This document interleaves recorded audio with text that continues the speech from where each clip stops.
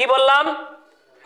ওই লোক যে তার পরিবারকে ইসলামের দিনের পথে দাওয়াত দেয় না, ইসলামের পথে আর দিনের পথে দাওয়াত দেয় না, দিনও যা ইসলামও তাই, ইসলামের পথে দাওয়াত দেয় না, তাহলে আপনি আর আমি আমার পরিবার পরিজনদেরকে ইসলামের পথে দাওয়াত দেই না, আগামী শুক্রবার থেকে ইনশাআল্লাহ আপনাদের কাছে জানবো। আর আজকে থেকে আপনারা আপনাদের পরিবারদেরকে ইসলামের দিকে দাওয়াত দিবেন, আর সন্তানদেরকে সুশিক্ষায় শিক্ষিত করবেন।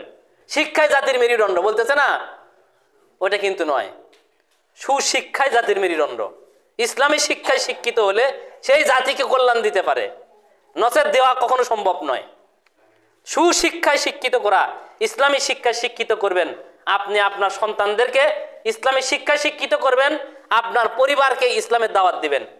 আগামী যে সময় আসর আসতেছে, আপনি আপনার পরিবারের প্রধান হলো এক একজন, যার যার স্ত্রী আছে স্ত্রীকে বলবেন, মা যাদের আছে বাবা নেই তারা যদি বেনামাজি হয়ে থাকে তাকে বলবেন, তারপর অধীনস্থ যারা আছে তাদেরকে দাওয়াত দিবেন। কিসের দাওয়াত দিবেন? দিনের দাওয়াত, ইসলামের দাওয়াত। যে আপনার সন্তান বিড়ি খাওয়া থেকে বিরত রাখার কথা বলবেন।